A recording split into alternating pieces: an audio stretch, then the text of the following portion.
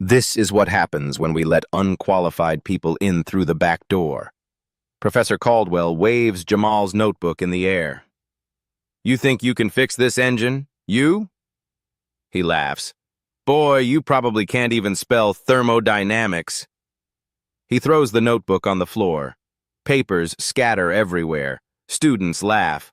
Someone yells, "Go back to shop class." Another says, "Diversity hire." Jamal kneels down, picks up his papers one by one. His hands tremble. "Sir, please let me show you." "Show me?" Caldwell steps closer. "The only thing you'll show is why people like you don't belong here. You're wasting everyone's time. My time. MIT's money." The room erupts in laughter. Jamal stands there, quiet, ashamed, alone. But in 10 minutes, this boy will expose the professor's biggest mistake, a mistake that ruined 47 students before him. Have you ever been humiliated right before your victory? Massachusetts Institute of Technology. The name alone carries weight. For over a century, this campus in Cambridge has produced the world's brightest engineers, scientists, and innovators. But prestige has a shadow side. The mechanical engineering department sits in a glass and steel building overlooking the Charles River. Inside, the hierarchy is clear. Professors at the top, graduate students in the middle, undergraduates at the bottom, and at the very bottom, students who don't look like they belong. Jamal Richardson arrived at MIT 3 months ago, 18 years old, full scholarship, first in his family to attend college. His acceptance letter felt like a miracle. His mother cried for an hour when it arrived. She worked double shifts as a nurse to keep their Detroit apartment. Now her son was at one of the best schools in the world. But miracles come with a price. On his first day, a student asked how he got in. Not congratulations. Not welcome. Just suspicion wrapped in a smile. Legacy admission? The boy asked. Scholarship, Jamal replied. Oh. The smile faded. One of those. In the cafeteria, he sat alone. White students clustered at their tables, Asian students at theirs. The few black students scattered across campus rarely crossed paths. His roommate, Alex Carter, was kind. But even Alex didn't understand. Just ignore them, Alex said one night. Prove yourself through your work. But how do you prove yourself when the system decides your work isn't worth seeing? Me 301, Advanced Engine Design.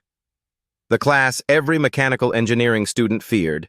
Professor Harrison Caldwell had taught it for 30 years. His reputation preceded him. Brilliant, demanding, unforgiving. And something else. Something whispered but never proven. He doesn't like certain students, a senior warned Jamal during orientation. Be careful. The first week, Caldwell handed out the syllabus. 60% of students would fail or drop. That wasn't a warning. It was a promise. Engineering isn't for everyone, Caldwell announced. Some people simply don't have the intellectual capacity. No shame in that. Better to realize it now than waste 4 years pretending.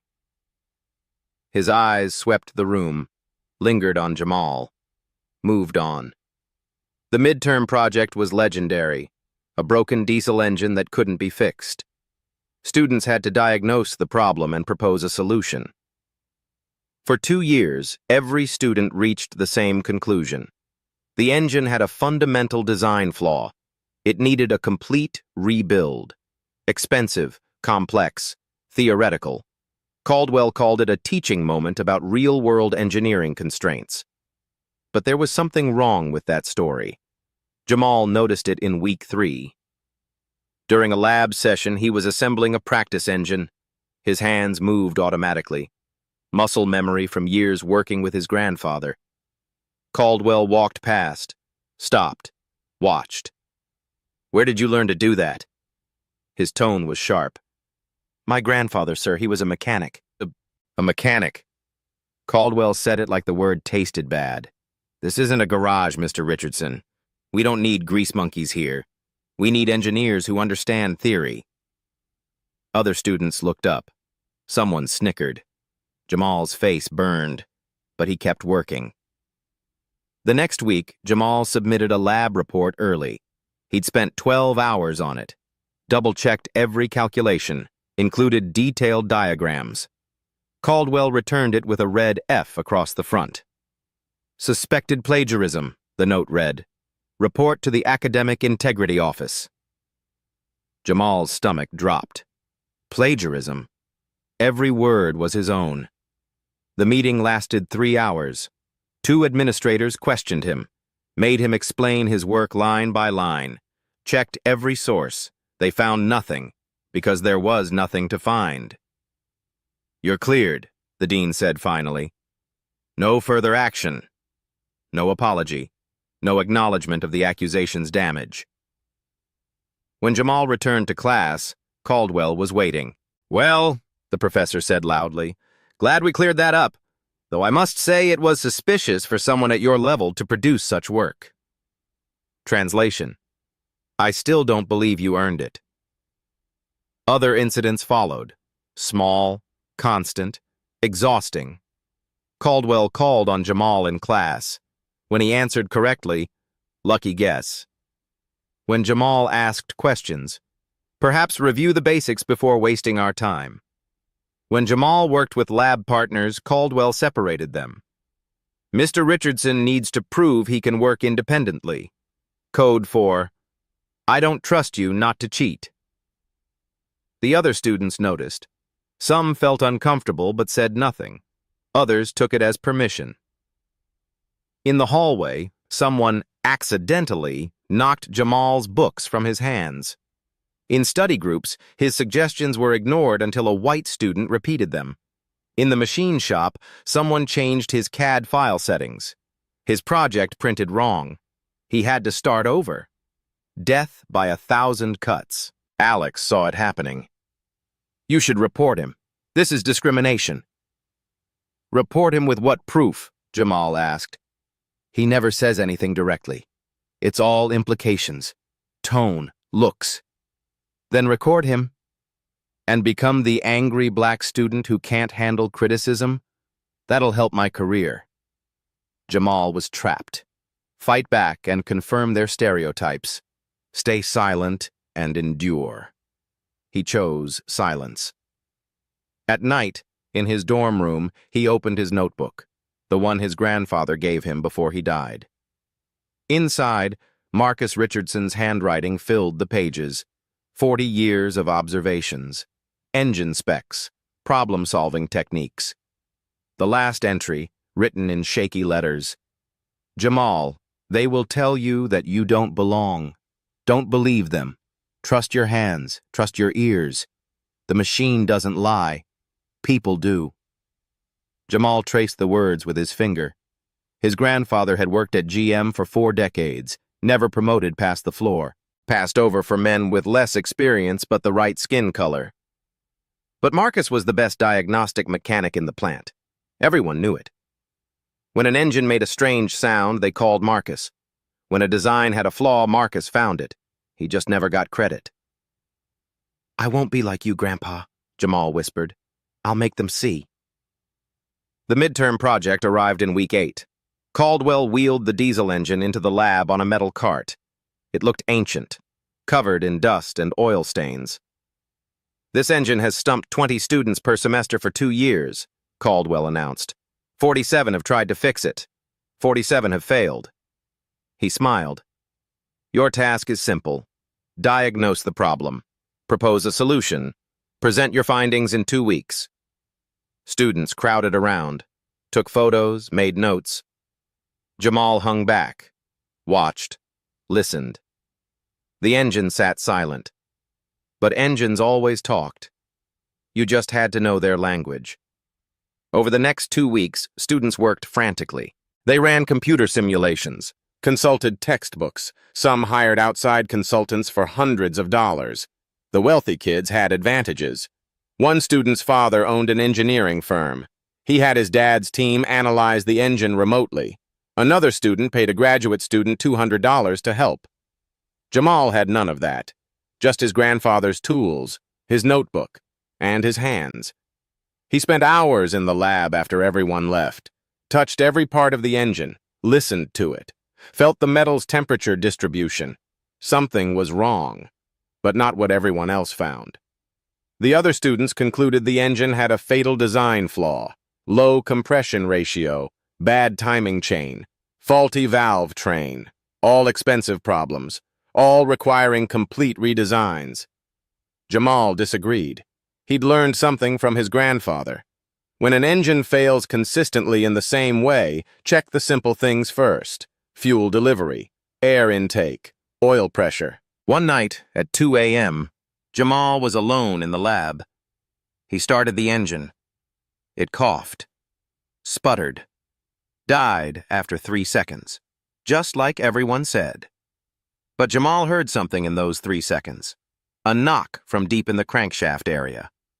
Not a design flaw knock. A starvation knock.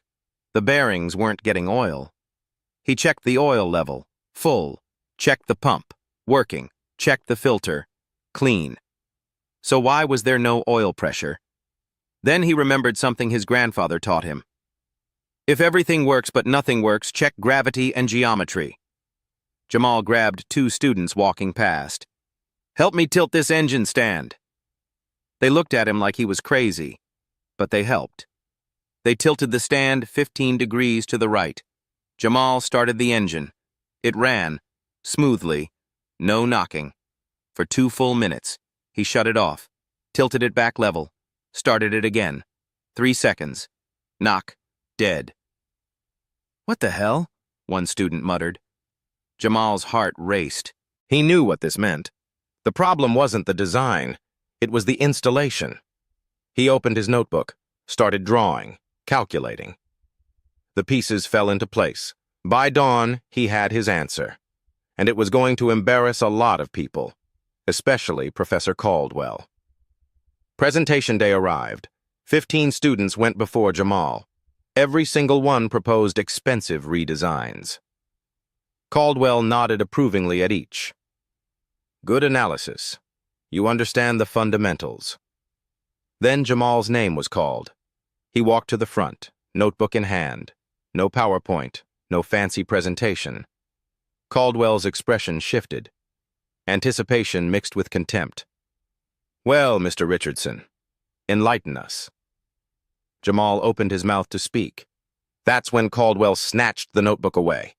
And the humiliation began. But here's what Caldwell didn't know, what none of them knew. That bent oil pickup tube, the one causing all the problems? Caldwell himself had installed it. 2 years ago, when he rebuilt the engine for teaching purposes. He'd over-torqued the mounting bolt, bent the tube 20 degrees, created a problem that only appeared when the engine sat level. 47 students had failed because of his mistake, and in a few minutes, an 18-year-old from Detroit was about to prove it. If you've ever spotted something everyone else missed, drop a comment. Because what happens next changes everything. Detroit, Michigan. Summer of 2014. 8-year-old Jamal sat in his grandfather's garage. The smell of motor oil filled the air. Jazz played softly on an old radio. Marcus Richardson stood over a Chevy engine. 65 years old. 40 years at General Motors. Close your eyes, boy. Jamal obeyed. Marcus started the engine. What do you hear? An engine running? No. Listen deeper. Jamal focused, past the rumble. There was something else. A clicking sound, metal on metal. Something's clicking. Where? The right side, middle area. Marcus smiled. Shut off the engine. Open your eyes. He pointed to a bearing. Worn out right there. You heard it on the first try. That was lesson 1. Listen.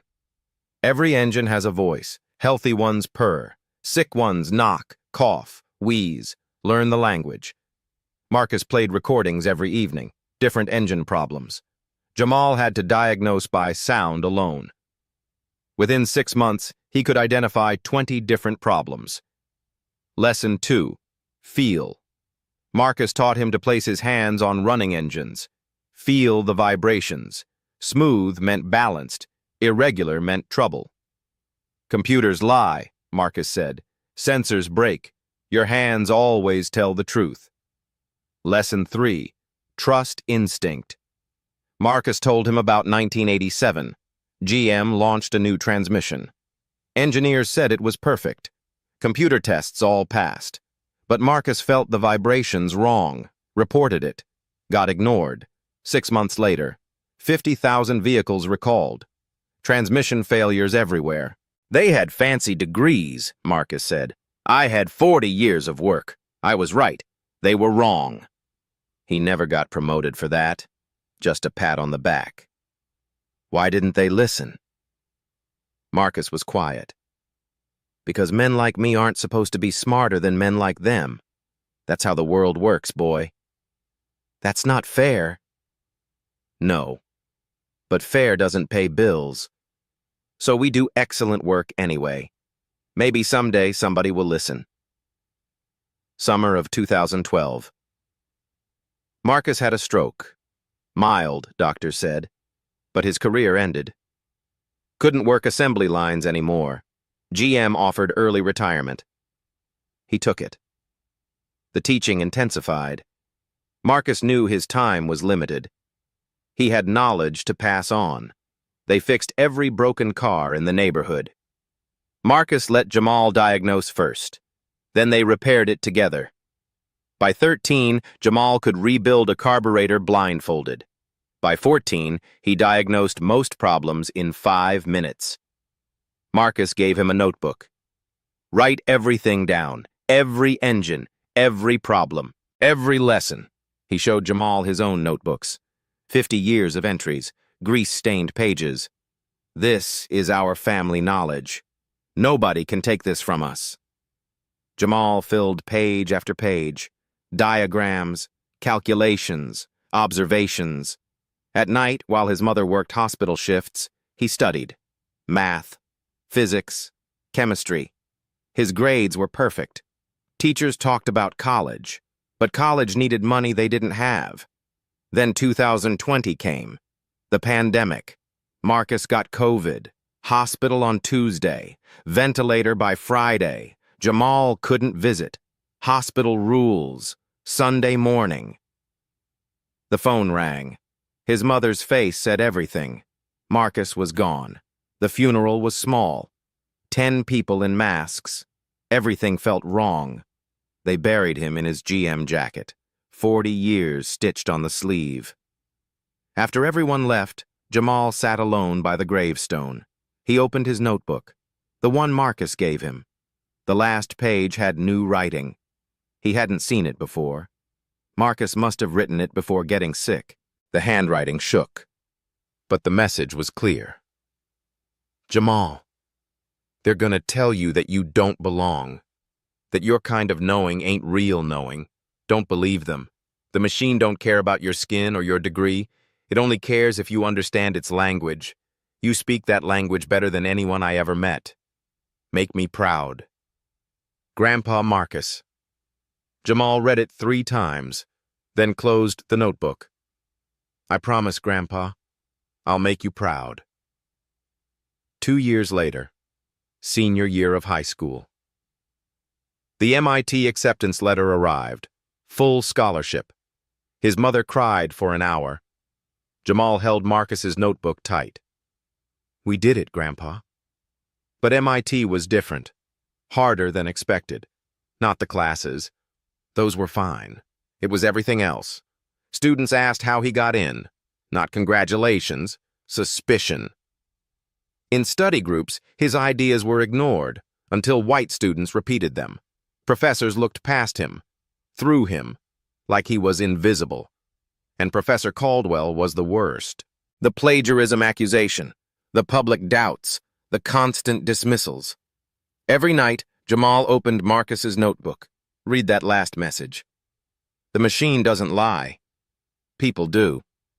He'd learned engines from a master, a man with no degree but more knowledge than most engineers. Marcus was right about everything, except one thing. He said maybe someday somebody would listen. Jamal was tired of waiting for maybe. Standing in that lab, Caldwell mocking him, students laughing. It was time to make them listen. Not with words, with proof. The machine was about to tell its truth, and Jamal was the only one who could hear it. Jamal stands at the front of the lab. His notebook lies scattered on the floor. Pages bent, corners torn.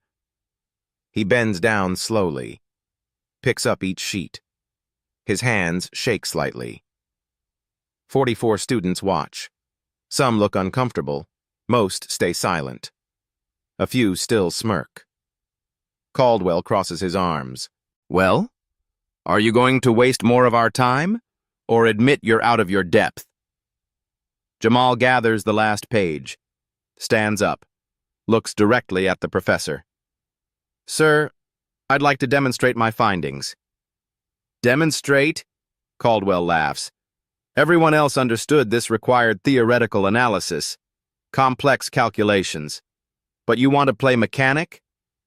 I have calculations, sir, but I think a demonstration would be clearer. Of course you do, because thinking is hard. Doing it is easy. More laughter from the students.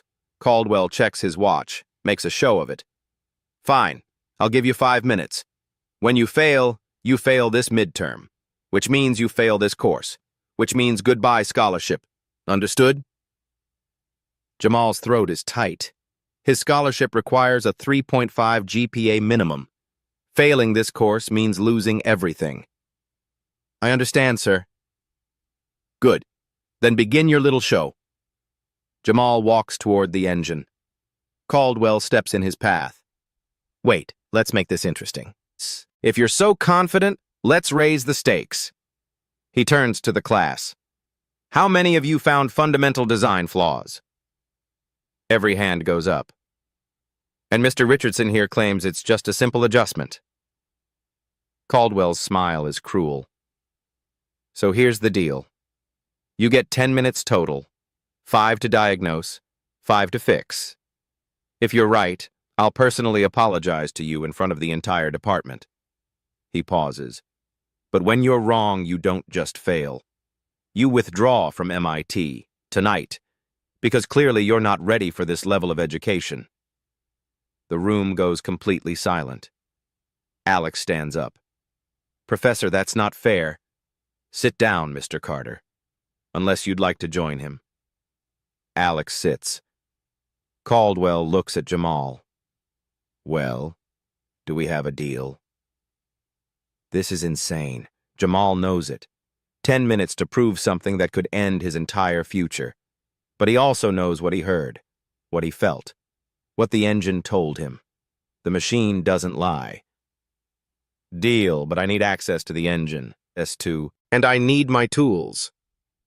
Your tools? Caldwell gestures dismissively. Fine. Get your little toolbox. Let's see what Detroit public education can accomplish. Jamal walks to his station, opens his backpack. Inside is Marcus's red snap-on toolbox. 40 years old, dented, worn, but every tool is perfectly maintained. He carries it back, sets it on the bench beside the engine. That's when the lab door opens. An elderly woman walks in, gray hair, leather jacket over a blouse, walking with a wooden cane. The room freezes. Professor Margaret Carter, Professor Emeritus, legend.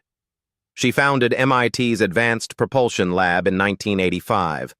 First woman to get tenure in mechanical engineering. Designed engine systems for NASA, Tesla, Formula One. She retired 3 years ago, but she still has an office.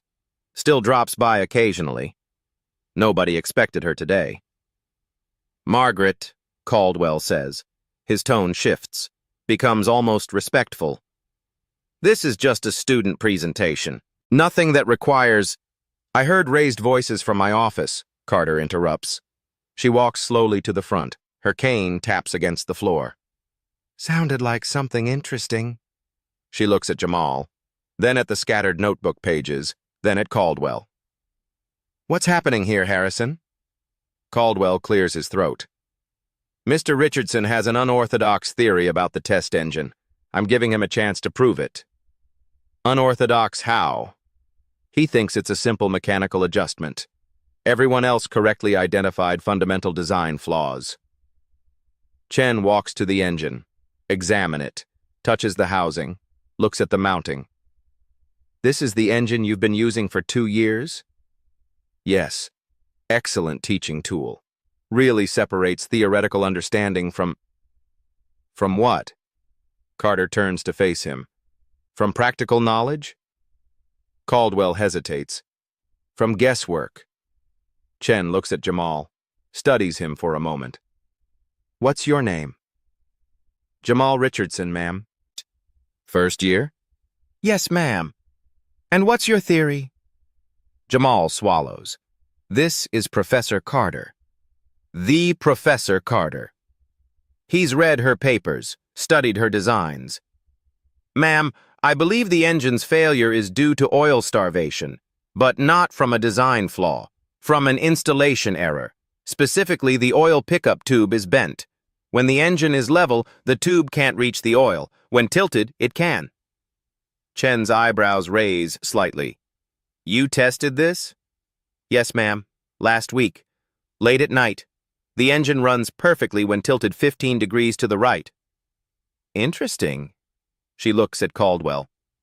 Harrison, did you know about this? It's irrelevant, Caldwell says quickly. Even if true, it doesn't change the fundamental. It changes everything, Carter interrupts. If the engine fails due to installation, not design, then 2 years of students have been solving the wrong problem. She turns back to Jamal. You have tools? Yes, ma'am. He points to Marcus's toolbox. Chen sees it, walks over, touches the worn red metal. Snap on. 1980s model. Well maintained. She looks at Jamal. These were your grandfather's? Yes, ma'am. He worked at GM for 40 years. Something shifts in Carter's expression. Respect. Then you learned from a real engineer. She turns to Caldwell. Give him fair conditions, Harrison. I want to see this. Caldwell's jaw tightens. Margaret, I don't think... I'm not asking. Her voice is steel. This student deserves a fair test. You made him a deal. Honor it. But I'm observing to ensure accuracy.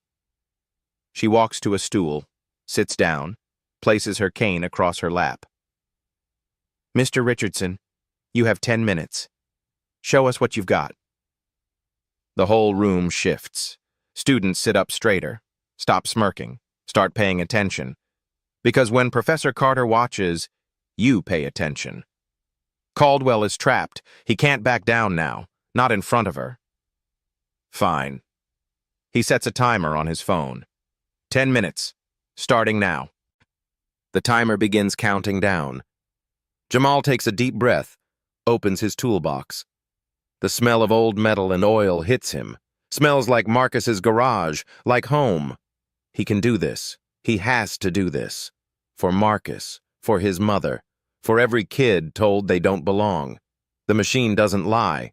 Time to prove it. The timer reads 9 minutes, 58 seconds. Jamal doesn't move toward the engine immediately. He stands still, eyes closed. A student whispers, "What's he doing?" Another laughs quietly. Praying, probably. But Jamal isn't praying. He's listening. This is what Marcus taught him first. Before touching, before testing, listen. He walks slowly around the engine, not looking at it, just listening to the silence. The room itself talks. The hum of fluorescent lights. The ventilation system. The breathing of 45 people. And underneath all that, the engine's silence.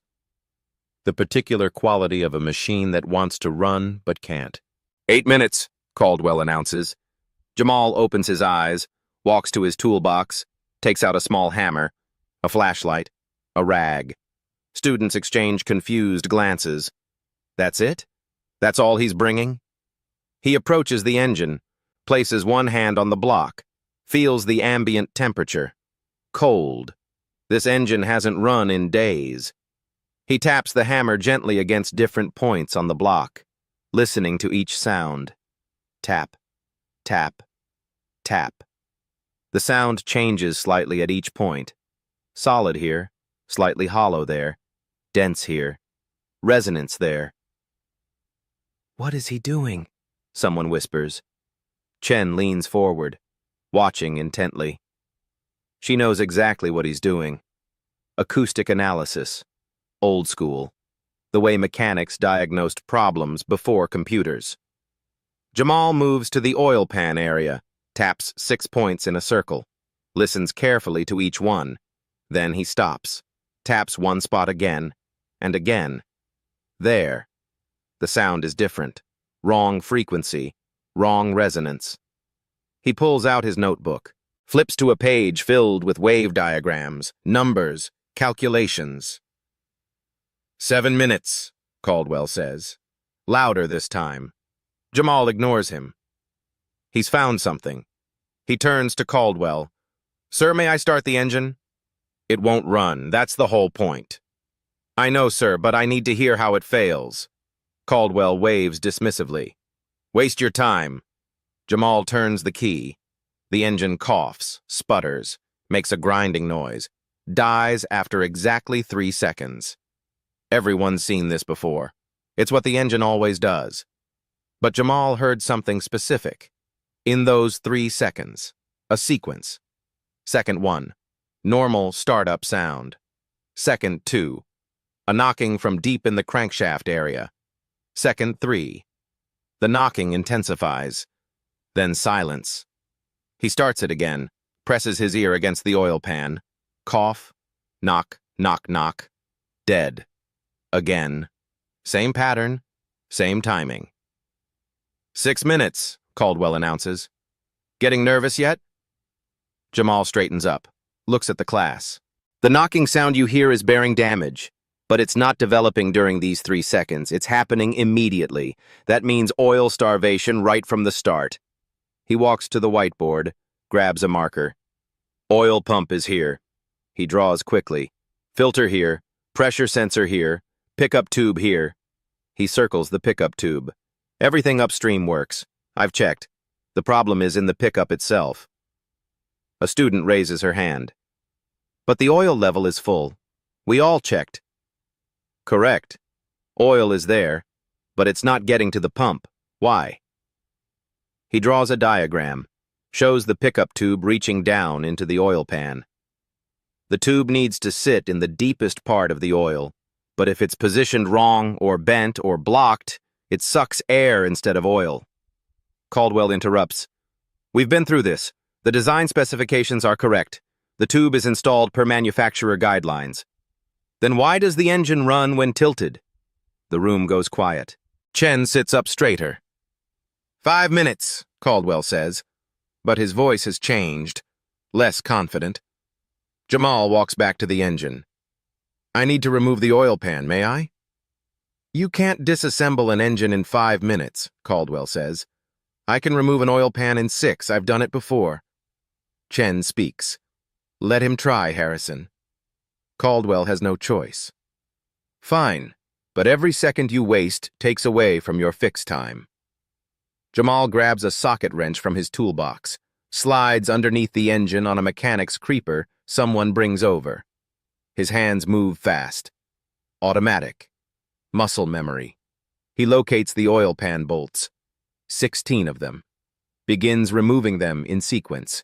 Not randomly, in a specific pattern. The opposite of the torque sequence. 1, 2, 3. Students count quietly. His hands don't fumble, don't hesitate. He knows where every bolt is without looking. 4 minutes left. 8 bolts removed. 3 minutes left.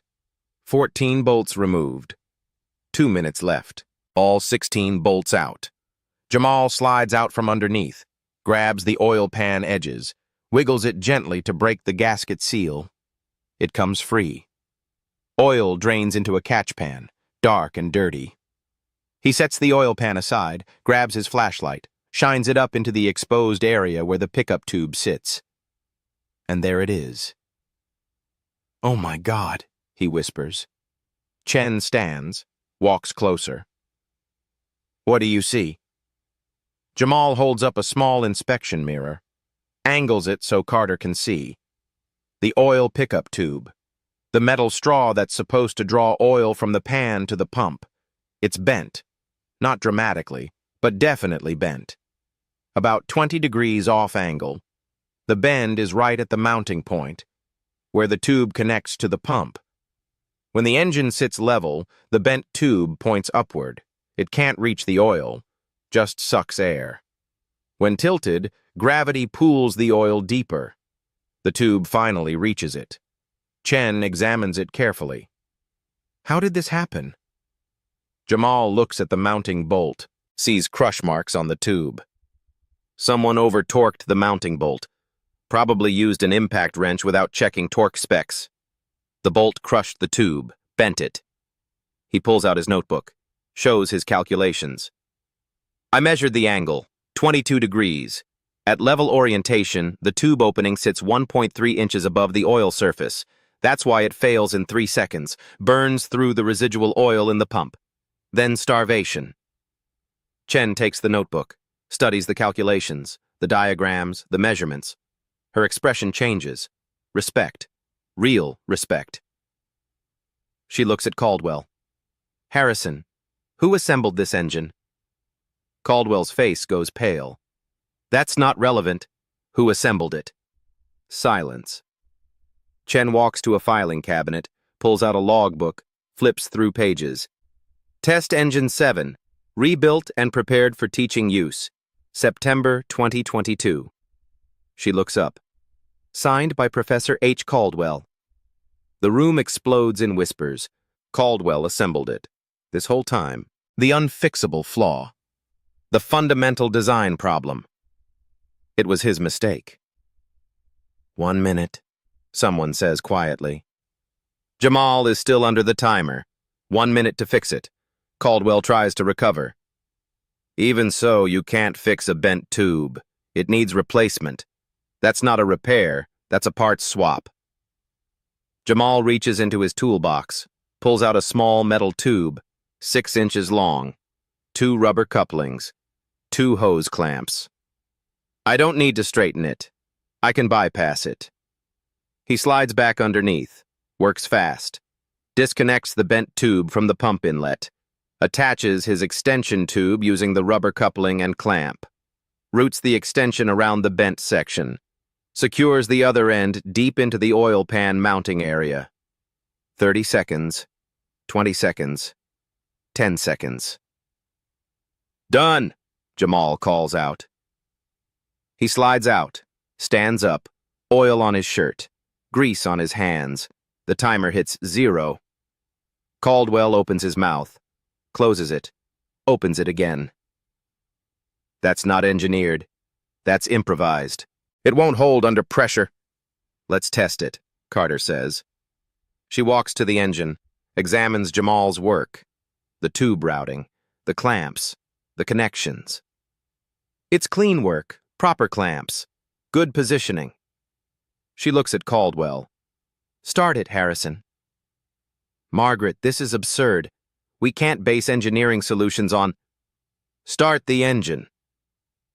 Caldwell has no choice. Not with Carter here. Not with 45 witnesses. He turns the key.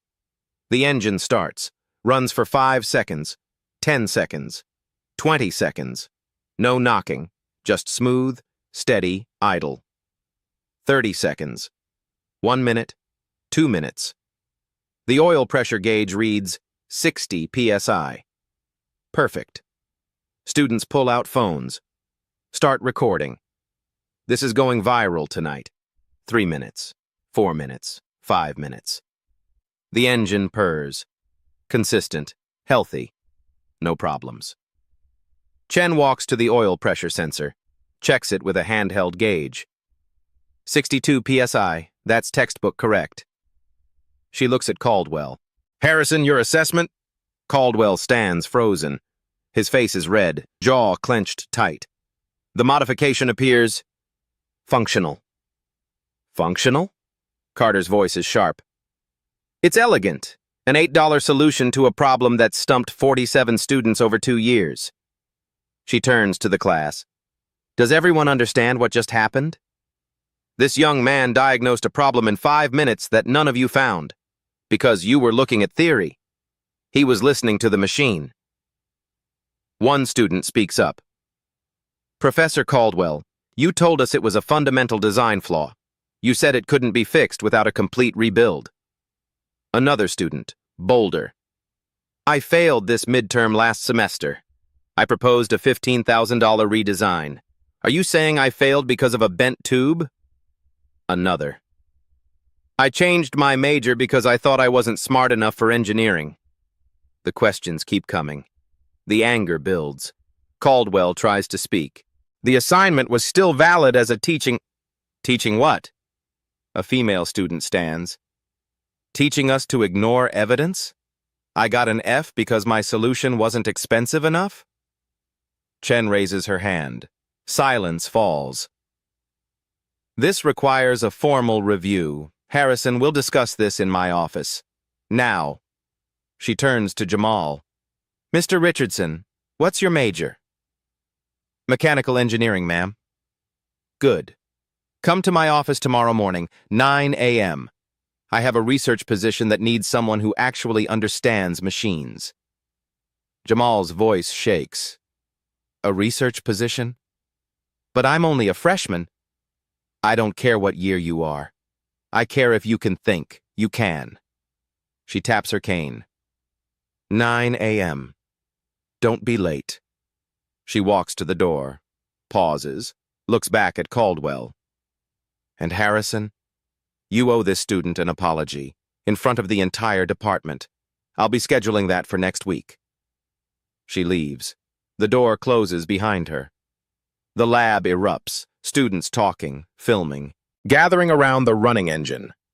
Alex runs up, hugs Jamal. Dude, you did it! Jamal looks at the engine, still running smoothly, still proving him right. He opens Marcus's notebook. Look at the last page. His grandfather's words. The machine doesn't lie. People do. He was right, Grandpa. You were always right. If you've ever proven someone wrong who underestimated you, drop a fire emoji below, because what happens next to Professor Caldwell will shock you. The engine runs. 5 minutes becomes 10. 10 becomes 15. Students crowd around, phones recording, flash photography lighting up the lab. Caldwell stands frozen at the front. His carefully constructed authority crumbled with every smooth revolution of that engine. Professor Caldwell. A student's voice cuts through the noise. I failed last semester. You told me my analysis was insufficient, that I didn't understand fundamental engineering. She holds up her old report. I proposed replacing the crankshaft. Cost estimate, $12,000. Are you saying I failed because you installed a tube wrong? Another student steps forward. I got a D. Had to retake the class. Delayed my graduation by a semester. I lost my scholarship. I changed majors. I almost dropped out. The voices pile up. Anger. Hurt. Years of damage surfacing. Caldwell's face goes from red to white. Everyone, please. The pedagogical value of the assignment remains... Pedagogical value? Alex stands. You humiliated people, called them stupid, made them doubt themselves. For your mistake? The teaching assistant, Maria, steps forward. She's been silent until now. Professor, I helped you rebuild that engine in 2022. You told me to torque the pickup mounting bolt to standard spec. I said it seemed tight. You said I was wrong. Her voice shakes. I've been grading papers based on your rubric for 2 years, failing students who couldn't find a problem that didn't exist. She sets her grading folder on the desk. I can't do this anymore. She walks out. The room is chaos now, students arguing, some defending Caldwell, most condemning him. Then someone shouts, "Wait, look at this!" A student holds up his phone. Professor Caldwell's published paper from 2021, Common Installation Errors in Oil System Assembly. Page 7. He literally wrote about over-torquing pickup tubes. He reads aloud. Excessive torque on mounting hardware can deform thin-walled tubes, leading to orientation errors and subsequent oil starvation failures. The irony hits like a hammer. Caldwell wrote about the exact mistake he made. Another student finds more. His consulting company website. He offers services to diagnose installation errors in engine assembly. The room turns. Everyone is looking at Caldwell. He's been teaching a class on finding unfixable design flaws, while the real problem was his own installation error, an error he wrote papers about, an error he consults companies to avoid. The cognitive dissonance is staggering. Jamal stands quiet through all of this, watching, processing. He walks to where Caldwell stands, faces him directly. "Professor." His voice is steady, calm. "You made a deal. If I was right, you'd apologize. In front of everyone." Caldwell's jaw works. No words come out. "I'm right. The engine runs. Your mistake has been failing students for 2 years. The room goes silent. Everyone is waiting. Caldwell's eyes dart around, looking for escape, finding none. "Mr. Richardson." His voice is barely audible. "Your analysis was correct. And I was mistaken in my assessment. And the comments about affirmative action, about lowered standards, about me not belonging here." Every phone in the room is recording now. This moment will be everywhere by midnight. Caldwell's face twists, pride fighting survival instinct. He knows Carter is watching this somehow, knows the department will hear about it. Those comments were inappropriate. Inappropriate? Jamal's voice rises for the first time. "You called me for a diversity admission, said I couldn't spell thermodynamics, threw my work on the floor." He picks up his notebook. The page is still bent from earlier. "You accused me of plagiarism last month, made me sit through 3 hours of interrogation, found nothing, never apologized." He steps closer. "You've been doing this to students like me for years, and today, an 18-year-old from Detroit with his grandfather's tools just proved you don't know what you're talking about." The room holds its breath. Caldwell opens his mouth, closes it. He looks old suddenly, tired. "I apologize." The words come out flat, hollow. "You were right. I was wrong." "Look at me when you say it." Caldwell's eyes meet Jamal's, for just a second, then drop. "I apologize, Mr. Richardson. Your solution was correct. Mine was not." It's not a real apology. Everyone knows it. But it's on camera, witnessed, undeniable. Jamal nods, picks up Marcus's toolbox. "This is my grandfather's toolbox, Marcus Richardson. 40 years at GM, no engineering degree, just knowledge, real knowledge." He looks around the room. "He taught me that machines don't lie, only people do." He looks back at Caldwell. "You lied to 47 students, told them they weren't good enough, when the truth is you weren't good enough to check your own work." He walks toward the door, stops, turns back. "I'll be at Professor Carter's office tomorrow at 9 a.m. I earned that." He walks out. The door closes behind him.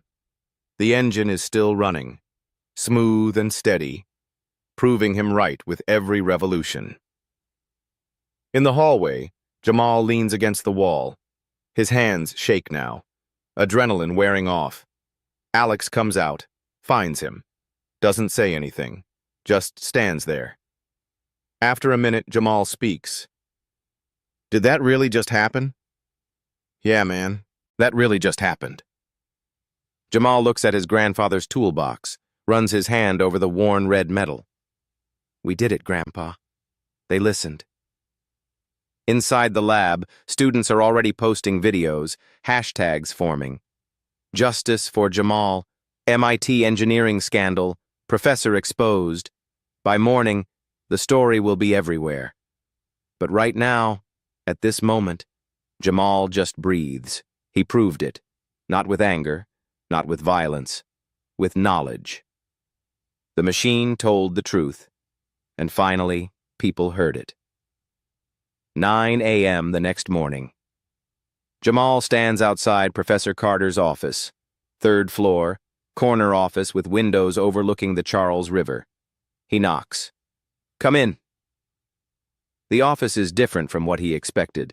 No fancy furniture, no ego wall of awards, just bookshelves filled with technical manuals, a workbench covered in engine parts, diagrams taped to every wall. Chen sits at her desk, gestures to a chair. Sit. Jamal sits. His hands grip Marcus's toolbox on his lap. That was quite a performance yesterday, Carter says. I wasn't performing, ma'am. I was proving what I knew. I know. That's why you're here. She pulls out a folder. I run a research lab. We develop thermal management systems for electric vehicle powertrains. High efficiency, cutting edge. She slides the folder across.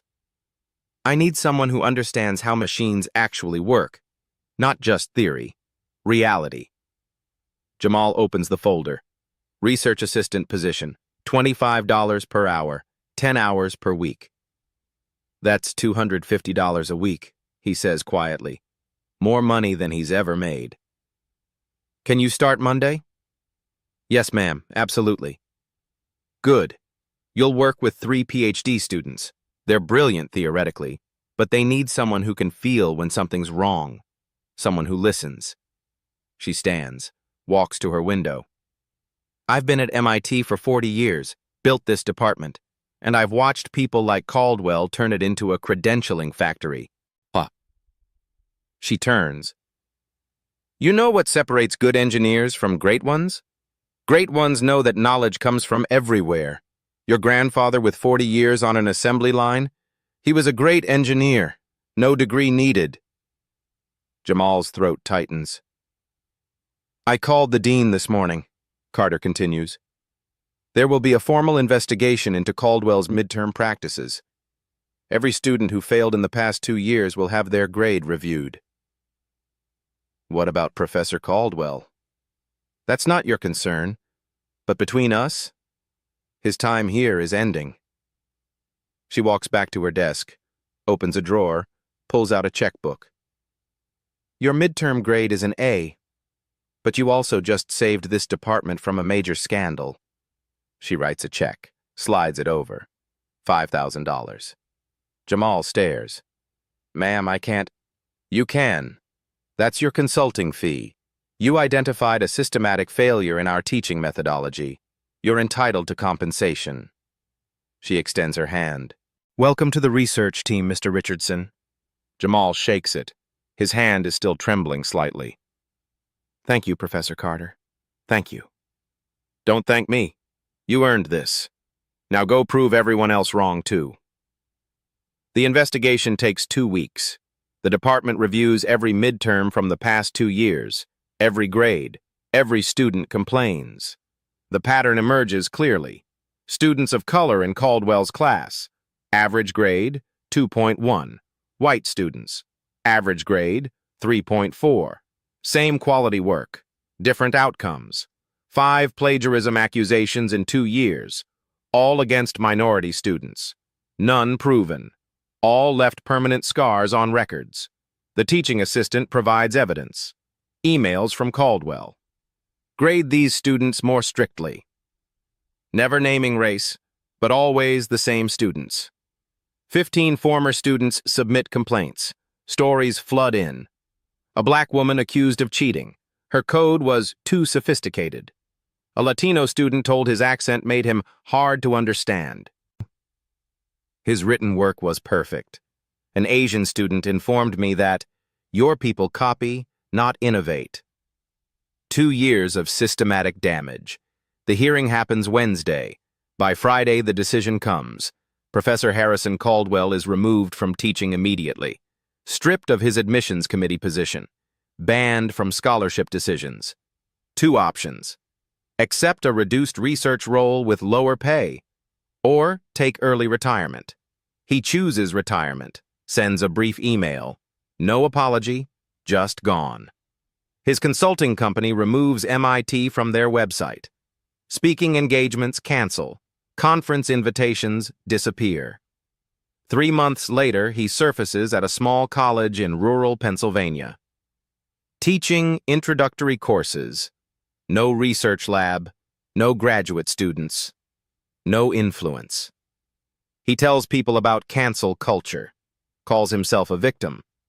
But his former students know the truth. MIT implements changes.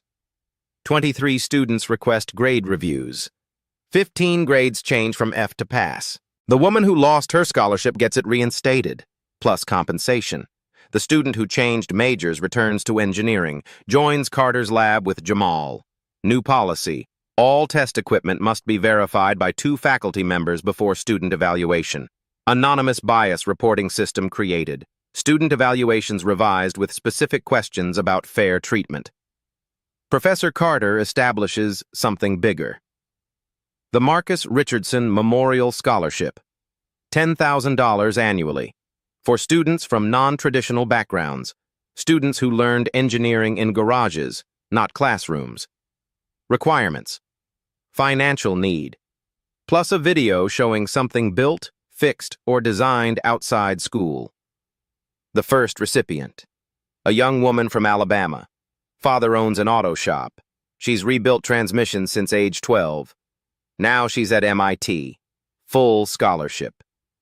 Jamal helps select recipients every year, asks them about their teachers, their families, where real learning happened. The story goes viral. YouTube, TikTok, Reddit. Black student exposes racist professor. 12 million views in 1 week. NPR covers it. Chronicle of Higher Education investigates bias in engineering programs nationwide. Students at other schools come forward. Similar stories, similar patterns. A movement begins. Hashtag Justice for Jamal spreads, becomes bigger. Justice for every student told they don't belong. 5 universities review their engineering departments. 3 professors at different schools retire quietly. The system doesn't transform overnight, but cracks appear. Light enters. Caldwell's legacy at MIT. Not his papers, not his tenure, but a warning. A reminder that prejudice has consequences. That underestimating people based on appearance costs everything. That an 18-year-old with his grandfather's tools can expose decades of academic arrogance. Marcus Richardson never got recognition at GM. 40 years of brilliance overlooked. But his grandson ensures his name lives on. In a scholarship. In a movement. Every student who walks into MIT knows that knowledge comes from everywhere. Not just textbooks and laboratories, but garages and assembly lines in the hands of people who built America while being told they weren't smart enough. Caldwell lost everything trying to protect a lie. Jamal gained everything by revealing the truth. The machine doesn't lie. It never did. 6 months later, Jamal stands in front of 30 freshman students. Carter's new workshop. Practical engineering fundamentals. Half the students come from non-traditional backgrounds. Farm kids, military families, auto shop children. My grandfather never went to college, Jamal begins. Worked 40 years at GM. Some people thought that made him less qualified. He opens Marcus's red toolbox on the desk. But he understood engines better than most professors, because he listened, he felt, he trusted what machines told him. He looks at the students, sees himself 6 months ago. You're at MIT now, you'll learn theory, mathematics, simulations. That's important. But don't forget where you came from. Don't forget who taught you. The machine doesn't care about your credentials, only if you understand its language. A young black girl in the front row raises her hand. What if people say we don't belong? Jamal smiles, touches his grandfather's toolbox. Then prove them wrong. Not with anger, with excellence. Behind him on the wall hangs a photo. Marcus Richardson, 1947 to 2020, master engineer. The legacy continues. Have you ever been underestimated because of where you came from? Drop a comment below. Share this video with someone who needs to know that brilliance doesn't require permission. And subscribe because there's one detail at minute 3 that only sharp viewers noticed. Go back and watch. You'll see exactly when Caldwell realized he was about to lose everything. Hit that subscribe button. More stories of people who changed the system coming soon. At Black Voices Uncut, we don't polish away the pain or water down the message. We tell it like it is because the truth deserves nothing less. If today's story spoke to you, click like, join the conversation in the comments, and subscribe so you'll be here for the next Uncut Voice.